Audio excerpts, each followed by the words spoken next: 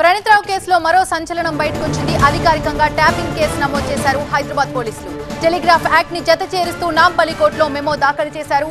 దేశంలోనే తొలిసారిగా telegraph act కింద కేసు నమోదైనట్టు తెలుస్తోంది.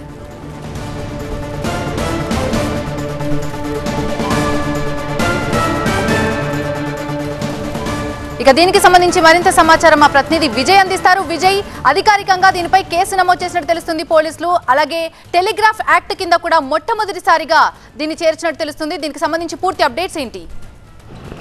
తెలంగాణ ప్రభుత్వం అధికారికంగా ప్రణీత్రావు కేసుని టెలిఫోన్ ట్యాపింగ్ కేసు కింద మార్చింది. ఎందుకంటే ఇప్పటివరకు మిస్యూజ్ ఆఫ్ పవర్తో పాటుగా ఎక్స్టార్షన్తో పాటు ప్రభుత్వానికి సంబంధించినటువంటి విలువైన సమాచారం ధ్వంసం చేసిన కేసులో మాత్రమే 120B కుట్ర కేసులో మాత్రమే ఇప్పటివరకు వీళ్ళంతా కూడా తిరుపతన్న కావచ్చు, భుజంగరావు కావచ్చు, అటు ఎవరైతే ప్రణీత్రావు కాస్త అరెస్టారు. కానీ ఇప్పుడు రాష్ట్ర ప్రభుత్వం అధికారికంగా హైదరాబాద్ పోలీసులు ఈ కేసు నమోదు చేసినటువంటి పంజాగుట్ట పోలీసులు దీంట్లో టెలిగ్రాఫ్ యాక్ట్ని యాడ్ చేశారు. దాదాపుగా ఈ టెలిగ్రాఫ్ యాక్ట్కి సంబంధించి చాలా కీలకమైన సెక్షన్గా దీన్ని చూస్తారు. ఎందుకంటే దేశంలోనే చాలా అతి తక్కువ కేసులు టెలిగ్రాఫ్ యాక్ట్ కింద నమోదవుతాయి. ఎందుకంటే ఈ టెలిగ్రాఫ్ యాక్ట్ అనేది ఎటువంటి పర్మిషన్స్ లేకుండా కొంతమంది వ్యక్తుల ప్రైవేటు సంభాషణ వినడం, సెల్ ఫోన్ ట్యాప్ చేయడాన్ని టెలిగ్రాఫ్ యాక్ట్ కింద పెడతారు. గతంలో టెలిగ్రాఫ్ యాక్ట్ కింద పివి నరసింహారావు సమయంలో ఒకసారి టెలిగ్రాఫ్ యాక్ట్, మధ్యప్రదేశ్లో ఒకసారి మాత్రమే టెలిగ్రాఫ్ యాక్ట్ జరిగింది. ఆ తర్వాత మళ్ళీ టెలిగ్రాఫ్ యాక్ట్లు ఏ స్టేట్లో కూడా పెట్టలేదు. రాష్ట్ర ప్రభుత్వానికి సంబంధించినటువంటి హోమ్ సెక్రటరీ కావచ్చు, కేంద్ర ప్రభుత్వ హోమ్ సెక్రటరీ అనుమతి లేకుండా సెల్ ఫోన్లు ట్యాప్ చేయడాన్ని ఏదైతే చేస్తారో దాని కింద టెలిగ్రాఫ్ యాక్ట్ పెడతారు. ఇప్పుడు టెలిగ్రాఫ్ యాక్ట్ కింద విచారణ ఎదుర్కోబోతున్న టాస్క్ ఫోర్స్ మాజీ డీజీపీ రాధాకిషన్ రావు కావచ్చు, తిరుపతన్న కావచ్చు, భుజంగరావు కావచ్చు, ప్రణీత్రావు కావచ్చు, వీళ్ళంతా కూడా తీవ్రమైన నేరానికి పాల్పడ్డట్టుగా ఇప్పుడు అఫీషియల్గా పోలీసులు చెప్పబోతున్నారు. పంజాగుట్ట పోలీసులు నాంపల్లి కోర్టులో ఏదైతే మెమో దాఖలు చేశారో టెలిగ్రాఫ్ యాక్ట్ కింద, అది ఈ కేసులో అత్యంత సంచలనం కానుంది. ఈ కేసు మొత్తానికి అది అత్యంత కీలకం కానుంది. ఇప్పటివరకు కేవలం కుట్రతో పాటుగా హార్డ్ డిస్క్ల విధ్వంసం ఇట్లాంటి వ్యవహారాలు మాత్రమే వీళ్ళపైన కేసులు నమోదాయి. కానీ ఇప్పుడు ప్రభుత్వం అధికారికంగా పంజాగుట్ట పోలీసులు ఈ కేసులో టెలిగ్రాఫ్ యాక్ట్ను యాడ్ చేశారు కాబట్టి అఫీషియల్ ఫోన్ ట్యాపింగ్ కింద ఈ కేసు మారిపోయింది. ఈ ఫోన్ ట్యాపింగ్ కేసు ఇంకా ఏ రకంగా మలుపు తిరుగుతుంది, ఈ కేసులో ఇంకా ఎంతమంది పెద్దలు అరెస్ట్ అవుతారనేది మాత్రం చూడాల్సింది. కానీ ప్రభుత్వం మాత్రం సంచలన నిర్ణయం తీసుకుంది. దాంట్లో భాగంగానే పంజాగుట్ట పోలీసులు టెలిగ్రాఫ్ యాక్ట్ కింద మెమోని నాంపల్లి కోర్టులో యాడ్ చేశారు. Thank you Vijay. Phone tapping case దర్యాప్తులో రోజుకో సంచలనం బయటపడుతోంది. తీగ లాగుతున్న కొద్దీ డొంక కదులుతుంది. కొత్త కొత్త కోణాలు, పెను సంచలనాలు వెలుగులోకి వస్తున్నాయి. దర్యాప్తులో రోజుకో కొత్త వ్యక్తి బయటకు వస్తున్నాడు. ఫోన్ ట్యాపింగ్ ఎపిసోడ్లో ప్రణీత్రావుతో పాటుగా ఆరోపణలు ఎదుర్కొంటున్నటువంటి మాజీ అధికారి రాధాకిషన్ రావుని అరెస్ట్ చేసి విచారించారు పోలీసులు. మరి కాసేపట్లో ఆయన్ని కోర్టులో ప్రవేశపెట్టనున్నారు. ఇన్నాళ్లు కనిపించకుండా పోయిన రాధాకిషన్ నిన్న బంజర్హిల్స్ పిఎస్కి వెళ్లారు. రాధాకిషన్ రావు నుంచి west zone DCP Vijay Kumar వివరాలు రాబట్టారు. ఆయన నుంచి స్టేట్మెంట్ కూడా రికార్డ్ చేశారు.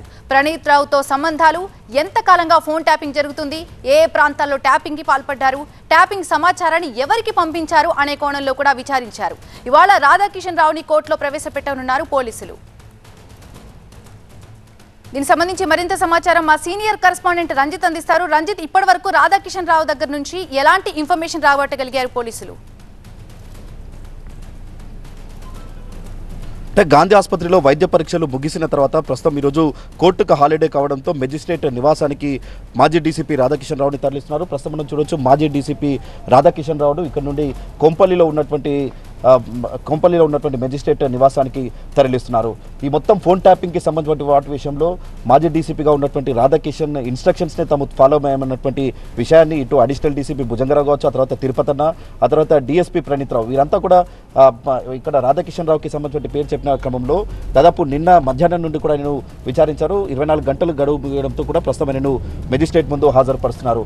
రాధాకిషన్ రావును కస్టడీలోకి తీసుకొని విచారిస్తుంటే ఈ మొత్తం ఫోన్ ట్యాపింగ్ అంశంలో చాలా వరకు విషయాలను వద్ద నుంచి రాబట్టాల్సి ఉందనేది కూడా దర్యాప్తు అధికారులు చెప్తున్నారు. ఎవరి ఇన్స్ట్రక్షన్స్ మేరకు ఫోన్ ట్యాపులు చేశారు, ఎంతకాలంగా చేస్తున్నారు, ఈ మొత్తం ప్రణీత్రావుతో ఉన్నటువంటి సంబంధాలపై కూడా రాధాకిషన్ రావు వద్ద నుంచి వివరాలు రాబట్టున్నారు. ఇప్పటికే కస్టడీలో భాగంగా భుజంగరావు, తిరుపతన్న, ప్రణీత్రావు ఈ ముగ్గురు కూడా రాధాకిషన్ రావు పేరు చెప్పారు. కాబట్టి రాధాకిషన్ రావు ఎంతమంది ఫోన్లు సేకరించారు, అలాగే కొంత ప్రైవేట్ నంబర్స్కి ప్రైవేట్ సంబంధించిన పర్సన్స్ సంబంధించిన ఫోన్లను కూడా ట్యాప్ చేశారన్నటువంటి విషయాలు ఇప్పుడు దర్యాప్తులో బయటకు వస్తున్నాయి. కాబట్టి ఏ ఇంటెన్షన్స్తో ఈ నంబర్లన్నీ ట్యాప్ చేశారు, దీనికి ఎవరైనా ఇన్స్ట్రక్షన్స్ ఇచ్చారా, సో అలాగే ఈ మొత్తం అరెస్ట్ అయినటువంటి వ్యక్తులు ప్రణీత్రావు భుజంగరావు తిరుపతన్నకు సంబంధించి ఫోన్ కాన్వర్జేషన్లో ఈ మొత్తం వాట్సాప్ చాటింగ్ ద్వారా కూడా అసలు వీరి మధ్య ఎటువంటి సంభాషణ జరిగిందన్నటువంటి విషయాలపై కూడా దర్యాప్తు అధికారులు దృష్టి పెట్టారు. సో ఇప్పుడు రాధాకిషన్ రావును కస్టడీలోకి తీసుకొని విచారిస్తేనే ఈ మొత్తం ఫోన్ ట్యాపింగ్కి సంబంధించిన వ్యవహారం అంతా కూడా ఒక కొలిక్కి వస్తుందనేది కూడా దర్యాప్తు అధికారులు చెప్తున్నారు. అయితే ఈ ఫోన్ ట్యాపింగ్ కేసు ఇప్పటికే దాదాపు 15 రోజులుగా ఈ మొత్తం రాష్ట్ర వ్యాప్తంగా సంచలనం సృష్టించినటువంటి ఈ ఫోన్ ట్యాపింగ్ కేసులో ఇప్పుడు అధికారికంగా టెలిగ్రాఫ్ సంబంధించిన యాక్ట్ని నమోదు చేశారు. కాబట్టి ఫర్దర్గా ఈ కేసులో ఇంకా ఎలాంటి పరిణామాలు చోటు చేసుకుంటాయనేది కూడా ఇప్పుడు ఆసక్తి నెలకొన్న పరిస్థితి ఉంది. ఇప్పటికే మాజీ డీసీపీగా ఉన్నటువంటి రాధాకిషన్ రావుతో పాటు ఇద్దరు అడిషనల్ ఎస్పీలు ఒక డీఎస్పీ స్థాయి అధికారిని ఈ ఫోన్ ట్యాపింగ్ సంబంధించిన ఎవరైనా అరెస్ట్ చేశారు. కాబట్టి ఇప్పుడు వీరిచ్చిన ఇంకా ఆఫీసర్స్ పై ఇలాంటి చర్యలు తీసుకుంటారనేది కూడా చూడాలి. అధికారికంగా టెలిగ్రాఫ్ సంబంధించిన కేసు నమోదైంది కాబట్టి ఇంకా ఈ కేసులో రాబోయే రోజుల్లో కొన్ని కీలక పరిణామాలు చోటు చేసుకునే అవకాశాలు అయితే కనిపిస్తున్నాయి. థాంక్యూ రంజిత్.